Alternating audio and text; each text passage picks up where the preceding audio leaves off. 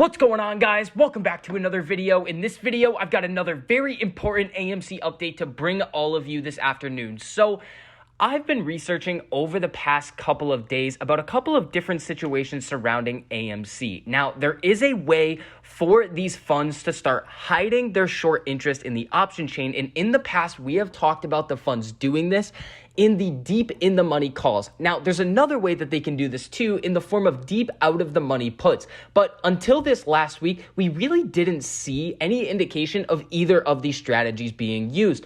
But now we are. What this is showing me at the current time, that these institutions are desperate. They are having a lot of problems at their different institutions with maintaining these margin requirements, holding all of these over leveraged shorts. And when you combine that with the probability that we are seeing that AMC is about to head into extremely bullish territory, the hedge funds problems have gotten so much worse. Now, what we're going to be covering in this video is the situation that I just mentioned and this Ortex update with the utilization and the short interest. In addition, there's also something really important that I want to get across to you guys with the institutional ownership of AMC and the strategies that these institutions are using.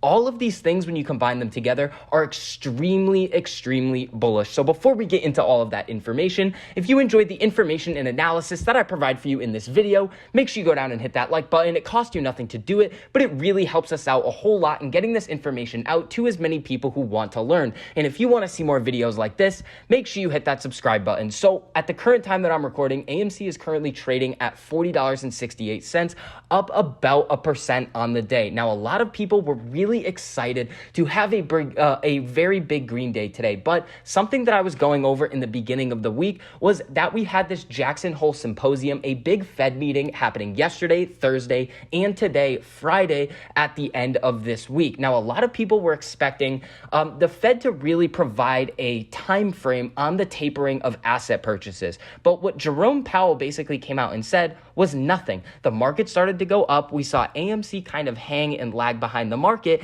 and that's not something that I would be very surprised about, especially after the moves that we have seen earlier on this week. We are in a little bit of a consolidation period right now, and I think it is entirely possible that we bounce out of this consolidation period to the upside throughout the remainder of this week and next week. Now, when we come over to this Ortex update, we now have the utilization at 92.95%, almost at 93%. This is a big jump from what we were seeing yesterday. Now, I do really want to get across to you guys that yes, having the utilization go up is a good sign, and it could potentially lead to these forced share recalls that we are looking at, the forced buy-ins of a lot of these different short positions. But in order for the utilization to go up, there needs to have more shares going out on loan, and those shares are most likely going to be sold into the market, flooding the market with supply, and then pushing the price down even lower. So the fact that we're seeing the utilization go up and the price of AMC start to tick down a little bit, that makes a lot of sense, but it is nothing to be worried about. Now, when we're looking at the short interest, still incredibly high at about 17.33%. Now, there's a situation that I really want to get into with you guys.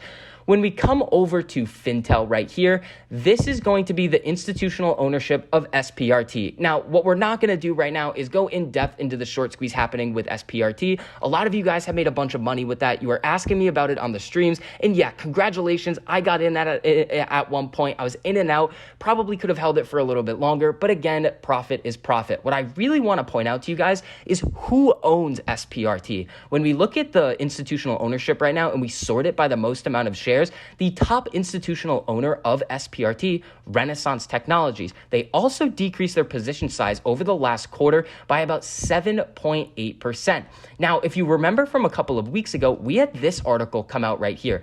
Jim Simon's Renaissance Technologies fund tripled its stake in AMC last quarter and slashed its Tesla holdings by 75%. Here's what this means. Renaissance Technologies is the top institutional owner of SPRT. SPRT has gone on this very significant squeeze this week, and when we look at the fact that Renaissance has actually decreased their position size in SPRT, but have tripled their actual investment in AMC, they have a lot more conviction on their investment into AMC than they do SPRT. So it is entirely possible that Renaissance, the highest performing hedge fund of all time, is looking for an even bigger move out of AMC than SPRT has given the investors this last week. So we also see that BlackRock is the fifth largest institutional owner of SPRT, and they have also decreased their position size. But BlackRock for AMC has increased their position size over the last quarter. Again, that suggests that BlackRock and Renaissance have more conviction in their investment into AMC than they do in SPRT. So that is an extremely bullish thing that I don't think a lot of people are fully realizing at the current time. Now, let's get into this desperation tactic that these institutions who are short AMC are using or potentially using at the current time to hide their short interest. Now, with a brief background on what we're actually talking about here, the exchange reported short interest that we're seeing here is, again, the exchange reported. We all know that the reporting instructions and the way that short interest is reported right now in our market is terrible. It is wildly underreported almost every single time. And if you have listened to any of Wes Christian's previous interviews, he is the famous naked short selling litigator. He suggests that the actual short interest could be at any point in time 100 to 150% higher than what we are seeing on the exchange reported short interest. Now, with highly manipulated stocks like AMC, GameStop, or even SPRT, it is most likely even higher. Now, what these institutions have done in the past in order to hide this short interest and meet essentially their brokers' closeout requirements is something that we have covered in the past, but there's two sides of it. A hedge fund that is short a stock can write call options on this given stock, meaning that they are now short the call options, having sold the call options to someone else, typically a market maker. That is the key thing that we need to keep in mind.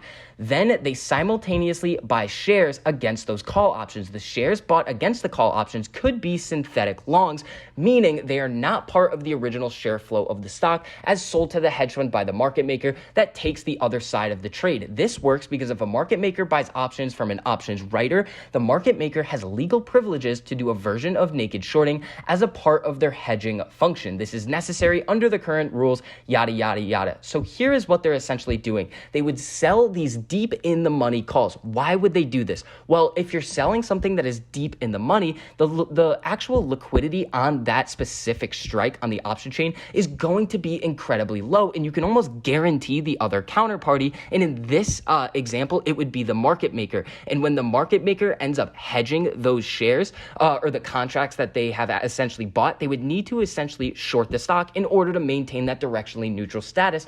But the institution that has sold those options to the market maker just buys those synthetic longs. So what it does is it technically meets the broker's closeout requirements under the current rule, and they are able to kick the can down the road even further by creating failure to delivers. Now, when we look at AMC's option chain over the next couple of months, we don't see anything crazy in terms of volume on these deep in the money calls. But what we do see is a very, very high amount of open interest on these deep out of the money puts. That is the other side of this, and it is a desperation tactic to try to kick the can down the road, figure out a way to not even get out of your short position, but phantomly get out of the short position and basically just create a bunch of failure to deliver. So how does this work? Shout out to this individual on Reddit over here, MacAttack218, for putting out this DD. I was honestly a little bit confused on how the put side of this worked, but this is a very important due diligence piece that I will link down in the description so you guys can go take a look at it if you have the time. Now, this strategy that they're using, this individual calls it the divorced put. With the deep out of the money put side, it's essentially the same thing as the deep in the money call side in terms of the obligations that the sellers and the buyers in terms of the short hedge fund and the market maker, they have essentially the same obligations because when you need to become directionally neutral, if you are a market maker that is essentially selling these put contracts, you need to enter into a negative delta trade, which again, you would have to create those synthetic short positions. So what we're seeing here is that they're not using the call side in order to kick the can down the road, but they are using these deep out of the money puts. And when they use these deep out of the money puts, you can see that the volume traded on these today was 0, but the open interest 23,120. So this looks like to me that it is a desperation tactic by these institutions to really try to kick the can down the road and delay having to cover these short positions as long as they possibly can. But it is going to get to the point where kicking the can down the road is no longer going to work anymore. These types of strategies that they're using are draining them of liquidity. And when we see this September 1st, phase 5 margin rule come into effect with the OTC derivatives, this is just going to hurt them even more.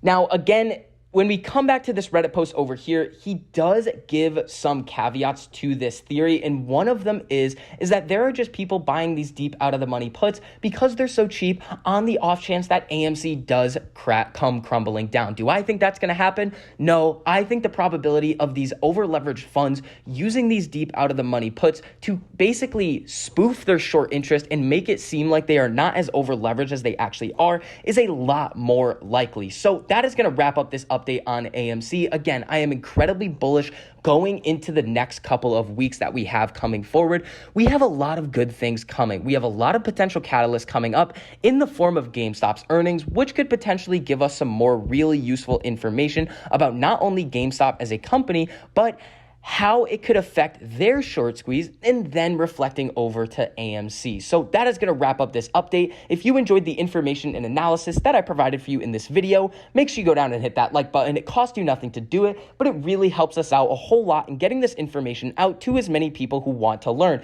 And if you want to see more videos like this, make sure you hit that subscribe button. So I hope you guys are having a great day, and I'll see you guys in the next video.